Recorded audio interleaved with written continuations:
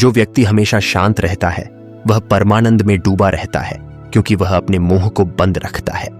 इसलिए आज हम आपको मौन की गहराई में कितना सारा आनंद छुपा हुआ है यह एक प्रसिद्ध कहानी के माध्यम से बताएंगे। तो चलिए कहानी की शुरुआत करते हैं। दोस्तों, बहुत समय पहले की बात है। एक नगरी में एक गुरुवर जंगलों के बीच अपनी कुटिया बनाकर रहा करते थे। आसपास बहुत ही अच्छा और शांत वातावरण था। वहां जो कोई भी जाता था अपना दुख भूल जाता था। उस वातावरण की शांति में मन को एक असीम शांति प्राप्त होती थी, जिससे जो भी कोई वहां अपने दुख लेकर जाता वह उसे भूल जाया करता। एक दिन वह गुरु अपने कुछ शिष्यों को उपदेश दे रहे थे। वह कह रहे थे, हमें अत्यधिक कम बोलना चाहिए। हमारे पास 2 कान और 1 मुंह है। इसका अर्थ यही है कि हम जितना बोलते हैं इके उसका 2 गुना हमें सुनना चाहिए। और यही प्रकृति भी चाहती है, इसलिए उसने हमें इस रूप में ढाला है। इस प्रकृति ने हमें 2 कान और 1 मुंह दिया है। तुमने देखा होगा, इस प्रकृति में जिस भी पदार्थ की संख्या अत्यधिक होती है उसकी कीमत उतनी संगीत ही कम होती है, और जो पदार्थ बहुत कम होता है उसकी कीमत उतनी ही ज्यादा होती है। यही नियम हमारी जीभ पर भी लागू होता है। हम जितना कम बोलेंगे लोग हमारी बातों को उतनी ही गहराई से समझेंगे, हमें उतनी ही गंभीरता से लेंगे। वे हमारी बात सुनेंगे, समझेंगे और हमारी इज्जत भी करेंगे। गुरु की यह बात सुनकर उन सभी शिष्यों में से एक शिष्य खड़ा हुआ और उसने गुरु से कहा, हे गुरुवर, आपकी बातों को बीच में काटने के लिए क्षमा चाहता हूं, लेकिन मेरा एक प्रश्न है, क्या मैं आपसे पूछ सकता हूं? इस पर गुरुवर कहते हैं, अवश्य पूछो, तुम क्या पूछना चाहते हो? तब शिष्य कहता है, हे गुरुवर, यदि हम कम बोलेंगे तो हमारी बात सामने वाला किस तरह समझ पाएगा? मान लीजिए कि मुझे किसी को उपदेश देना है और मैं उस उपदेश को थोड़ा ही बताता हूं, अर्थात कम बोलता हूं, तो भला वह उसे कैसे समझ पाएगा? गुरुवर मुस्कुराने लगे और अपने उस शिष्य से कहते हैं, मैं तुम्हें एक कहानी सुनाता हूं। इस कहानी के जरिए तुम्हें तुम्हारे सभी सवालों के जवाब मिल जाएंगे। इस कहानी को बड़े ही ध्यानपूर्वक सुनना और इसे समझने का प्रयास करना। बहुत समय पहले की बात है। एक राज्य था। वह राज्य बहुत ही खुशहाल था। राजा बहुत ही अच्छा था। प्रजा अपने राजा से बहुत खुश थी। प्रजा हमेशा अपने राजा का गुणगान किया करती थी। एक दिन वह राजा भरे राज दरबार में यह ऐलान करता है कि जो भी व्यक्ति मेरे मन की बात मुझे साफ और स्पष्ट तौर पर बता देगा, मैं उसे 100 सोने के सिक्के इनाम में दूंगा। राजा का यह ऐलान पूरे राज्य में फैल गया। राज्य के हर कोने से बड़े बड़े विद्वान, साधु, पंडित और ज्ञानी दरबार में पहुंचे। कोई कहता, हे राजन, आप बहुत धनी हैं। कोई कहता, आप बहुत विद्वान हैं। कोई उनकी वीरता की प्रशंसा करता, कोई उनके राज्य की, कोई उनकी प्रजा की, तो कोई उनके ज्ञान की बातें करता। लेकिन सभी की बातें सुनकर राजा हर बार केवल एक ही बात कहता, जो भी बातें आप लोगों ने कही है, ऐसी कोई भी बात मेरे मन में है ही नहीं। यह सुनकर वहां उपस्थित सभी लोग बहुत निराश हो चुके थे। किसी को कुछ समझ नहीं आ रहा था कि आखिर राजा के मन में क्या चल रहा है। राजा किस बात से प्रसन्न होंगे और कैसे उन्हें वे 100 सोने के सिक्के प्राप्त होंगे। तभी किसी ने एक साधारण व्यक्ति से कहा, तुम भी वहां क्यों नहीं जाते? तुम भी राजा के दरबार में जाओ, राजा को उनके मन की बात बताओ, ताकि राजा प्रसन्न हो सके और तुम्हें इनाम में 100 सोने के सिक्के मिले। अपनी पत्नी की यह बात सुनकर वह ब्राह्मण कहता है, तुम मूर्ख हो क्या? वे लोग राजा के बड़े खास लोग हैं। वे बड़े विद्वान हैं, पंडित हैं, ज्ञानी हैं। उनके सामने भला मैं क्या हूं? वह काम बड़े बड़े पंडितों और साधुओं का है, जिसने इस दुनिया का बहुत सारा ज्ञान अर्जित किया होगा। यह उसी के बस की बात है, मेरे बस की नहीं। मैं राजा के मन की बात किस तरह समझ सकता हूं? हम गरीब हैं और हमें उस राज दरबार में जाने के लिए भी अनुमति चाहिए, और ऐसे में तुम मुझे उस राज दरबार में भेजना चाहती हो। यदि मैंने उनके मन की बात कह भी दी तो वह भला हमें 100 सोने के मोहरे क्यों देंगे? अपने पति की यह बात सुनकर उसकी पत्नी कहती है, ओहो, मुझे कुछ नहीं पता। आप उस राज दरबार में जाइए और जैसा मैं कहती हूं बिल्कुल वैसा कीजिए। जब आप उस राज दरबार में जाएंगे और राजा जब आपकी तरफ देख रहे होंगे, तब आपको पूर्व दिशा की तरफ अपनी एक उंगली उठा देनी है। मुझे पता है कि राजा बहुत समझदार है। वह आपकी बात जरूर समझ जाएगा और आपको 100 सोने के सिक्के इनाम में देगा। अपनी पत्नी की यह बात सुनकर वह ब्राह्मण जोर से हंस पड़ता है और कहता है, अरे तुम मूर्ख हो गई हो क्या? तुम्हें क्या लगता है केवल पूर्व दिशा में मेरी एक उंगली उठाने संगीत से राजा मुझे 100 सोने के सिक्के दे देगा? और वहां जो बड़े बड़े विद्वान, पंडित, साधु और ज्ञानी बैठे हुए हैं, क्या वे चुपचाप केवल नजारा देखते रहेंगे? इस पर ब्राह्मण की पत्नी कहती है, मैंने आपसे जितना कहा है आप बस उतना कीजिए। आप देखेंगे कि राजा आपको ही 100 सोने के सिक्के इनाम में देंगे। ब्राह्मण की पत्नी जैसे तैसे अपने पति को मना लेती है। अगले ही दिन वह ब्राह्मण राज दरबार में पहुंचता है। वह बहुत ही डरा सहमा हुआ था। इतने लोगों की भीड़ को देखकर वह बहुत डर रहा था, लेकिन वह अपनी पत्नी की बात मानकर राज दरबार में खड़ा रहता है। जैसे ही राजा की नजर उस ब्राह्मण पर पड़ती है, वह अपनी पत्नी की बात मानते हुए एक उंगली पूर्व दिशा की तरफ उठा देता है। यह देखकर राजा बहुत प्रसन्न होता है और तुरंत ही उसे 100 सोने के सिक्के इनाम में दे देता है। यह सब देखकर वहां उपस्थित बड़े बड़े विद्वान, पंडित, साधु और ज्ञानी सभी लोग आश्चर्यचकित रह जाते हैं। वे सोचने लगते हैं कि आखिर इसने ऐसा क्या कह दिया, जबकि इस ब्राह्मण ने तो केवल एक उंगली ही उठाई थी और उसे 100 सोने के सिक्के मिल गए। वह ब्राह्मण अपने 100 सोने के सिक्के लेकर खुशी खुशी घर लौट जाता है और अपनी पत्नी के हाथ में रख देता है। वह कहता है, राजा ने मुझे यह 100 सोने के सिक्के इनाम में दिए हैं, जैसा तुमने कहा था। मैंने पूर्व दिशा की तरफ केवल एक उंगली ही उठाई थी, लेकिन मैं अब तक यह समझ नहीं पाया कि इसका अर्थ क्या हुआ। उस राजा को मेरी इस एक उंगली से क्या समझ में आया? उसकी पत्नी कहती है, यह सब जाने दो, आपको यह बात जानकर कोई मतलब नहीं, आप बैठ जाइए, कल फिर आपको उसी राज दरबार में जाना है। ब्राह्मण कहता है, कल फिर जाना है? नहीं नहीं, मैं नहीं जाऊंगा। वैसे भी आज सभी लोग मुझे घूर घूर कर देख रहे थे, मैं नहीं जाऊंगा। लेकिन जैसे तैसे उसकी पत्नी उसे समझा लेती है। अगले दिन ब्राह्मण फिर तैयार होता है और अपनी पत्नी से पूछता है, अच्छा बताओ आज मुझे क्या करना है? तब उसकी पत्नी कहती है, आज आपको पश्चिम दिशा की तरफ अपनी एक उंगली उठानी है। वह अपनी पत्नी की बात मानकर फिर से राज दरबार पहुंच जाता है। जैसे ही राजा की नजर उस पर पड़ती है, वह ब्राह्मण अपनी एक उंगली पश्चिम दिशा की ओर उठा देता है। यह देखकर राजा एक बार फिर प्रसन्न हो जाता है और उसे फिर से 100 सोने के सिक्के इनाम में दे देता है। यह सब देखकर वहां उपस्थित हर कोई हैरान रह जाता है। सभी सोचने लगते हैं कि आखिर यह सब हो क्या रहा है। हम यहां अच्छी अच्छी बातें बता रहे हैं, तरह तरह का ज्ञान दे रहे हैं, लेकिन राजा हमसे प्रसन्न नहीं हो रहे और यह ब्राह्मण केवल एक उंगली उठाता है और राजा उससे खुश होकर उसे 100 सोने के सिक्के दे देते हैं। अगले दिन फिर से वह ब्राह्मण राज दरबार में आता है और इस बार वह अपनी उंगली उत्तर दिशा की तरफ उठाता है। इस बार भी राजा प्रसन्न होकर उसे 100 सोने के सिक्के इनाम में देते हैं। यह सब देखकर वहां उपस्थित बड़े बड़े विद्वान भी थक चुके थे। उन्हें कुछ भी समझ नहीं आ रहा था कि आखिर केवल एक उंगली उठाने से राजा किस तरह प्रसन्न हो जा रहे हैं।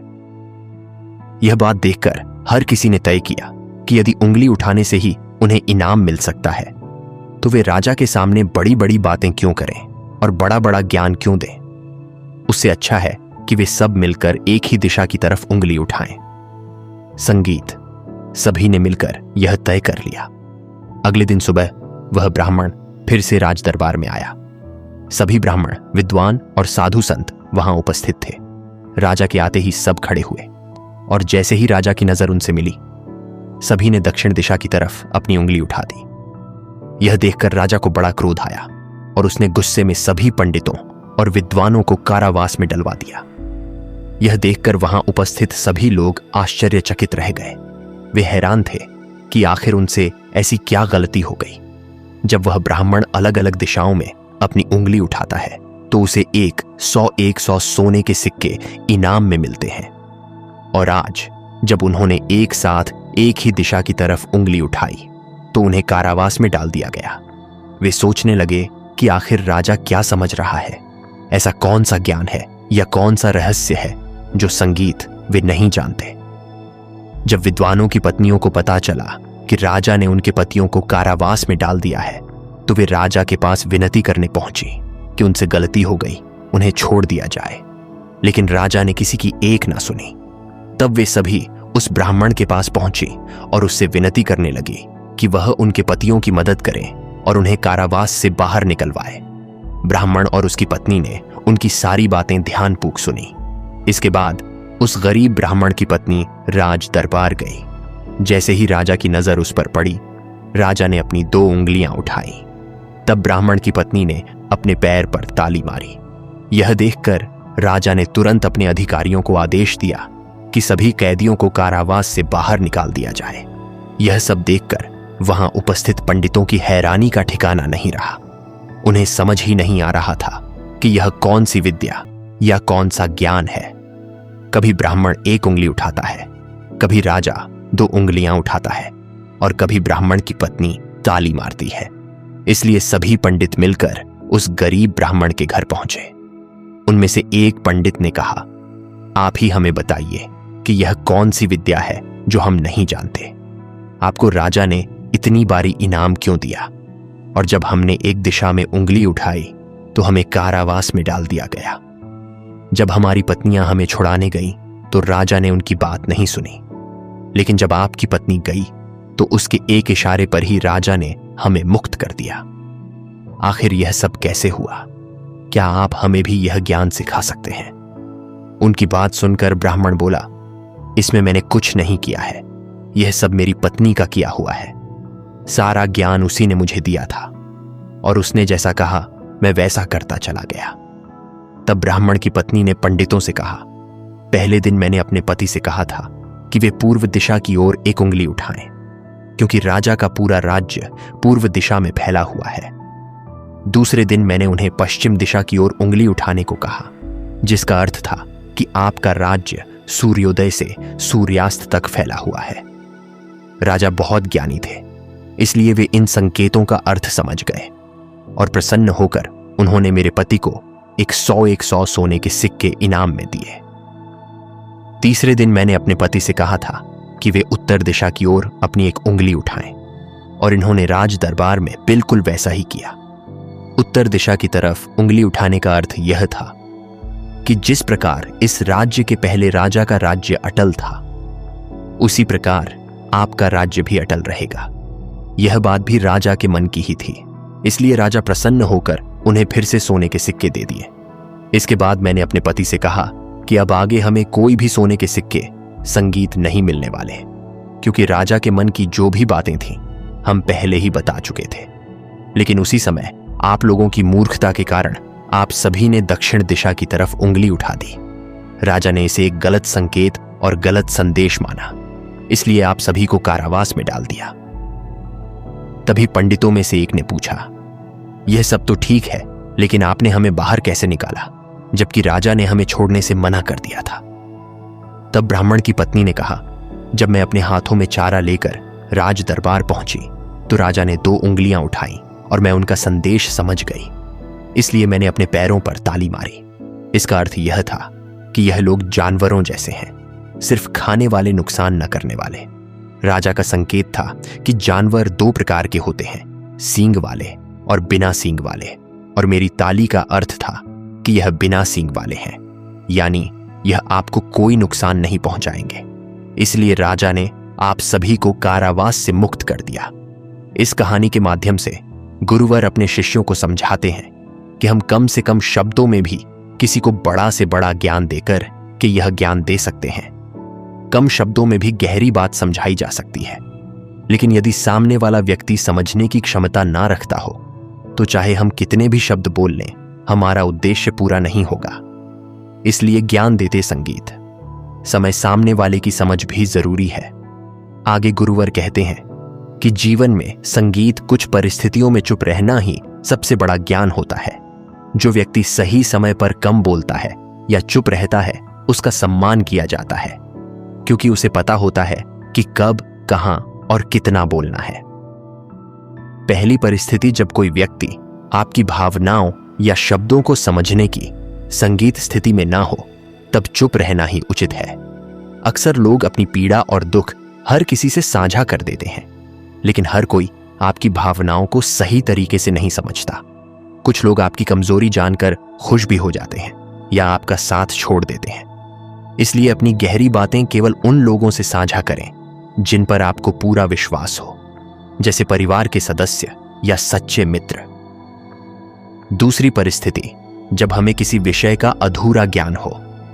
बहुत से लोग अपने ज्ञान का प्रदर्शन करना चाहते हैं, लेकिन अक्सर उनका ज्ञान अधूरा होता है, जिस कारण वो हर समय लोगों के बीच मजाक का पात्र बनते हैं। लोग उनकी खिल्ली उड़ाते हैं, उनका मजाक बनाते हैं, और ऐसे व्यक्तियों को लोग कभी गंभीरता से नहीं सुनते, उन्हें कभी गंभीरता से नहीं लेते। जो भी बातें हमने इधर उधर से सुनी है, जिनका हमें ज्ञान नहीं है, उन बातों को लेकर हमें कभी भी दूसरों को नहीं समझाना चाहिए, ना ही अपनी बातों को दूसरों से मनवाना चाहिए। आगे गुरुवर अपने शिष्यों को तीसरी बात बताते हुए कहते हैं, जब कोई इंसान किसी दूसरे व्यक्ति की बुराई कर रहा हो तो ऐसे समय पर तुम्हें चुप रहना चाहिए, क्योंकि ऐसा व्यक्ति कभी किसी का नहीं होता। तुम जिस नकारात्मक बातों का हिस्सा बनने जा रहे हो, वह नकारात्मकता ही फैलाएगा। इसलिए कभी भी इन चीजों का हिस्सा ना बनो, क्योंकि जो व्यक्ति तुम्हारे सामने किसी तीसरे व्यक्ति की बुराई कर रहा है, ऐसा जरूरी नहीं कि वो तुम्हारी बुराई उस तीसरे व्यक्ति के सामने ना कर रहा हो। ऐसे व्यक्ति कभी किसी के नहीं होते।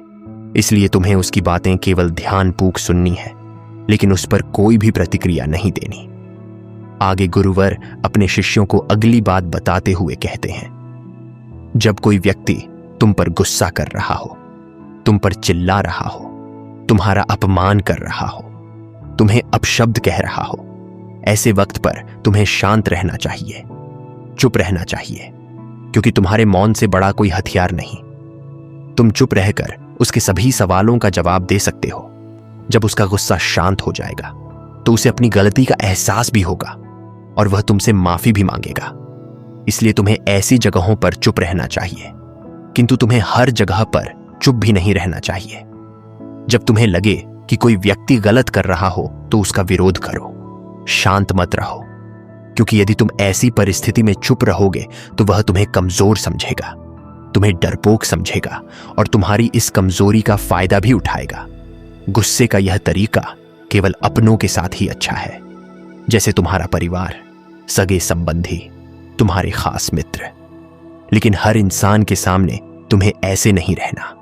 यदि तुम्हारे साथ कोई गलत कर रहा हो तो इसका जवाब तुम्हें अवश्य देना चाहिए।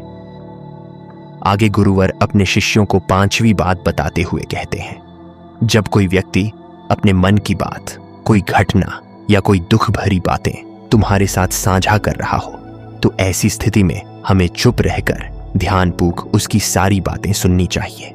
आपने देखा ही होगा, जब हम अपनी परेशानी किसी के साथ साझा कर रहे होते हैं, उसी वक्त कोई मित्र या सगा संबंधी हमारी बात पूरी होने से पहले ही समाधान देना शुरू कर देता है। और जब कोई ऐसा करता है तो हमारे मन में क्रोध उत्पन्न होता है। हम उस व्यक्ति से बात करना भी पसंद नहीं करते, जबकि ऐसी परिस्थिति में हमें शांत रहना चाहिए, क्योंकि सामने वाला हमसे यही उम्मीद करता है कि हम उसकी सारी बातें ध्यानपूर्वक सुने, जिससे जब वह अपनी बात पूरी करे तो उसे शांति का अनुभव हो। जब हम ऐसा करते हैं तो उसके मन में हमारे लिए और भी इज्जत बढ़ जाती है। वह यह जान पाता है कि कोई तो है जो हमारी कदर करता है। इसलिए ऐसी परिस्थितियों में हमें चुप रहना चाहिए। तो आज के लिए बस इतना ही, फिर मिलूंगा आपसे अगले दिन ऐसे ही एक और नई कहानी के साथ। तब तक के लिए धन्यवाद।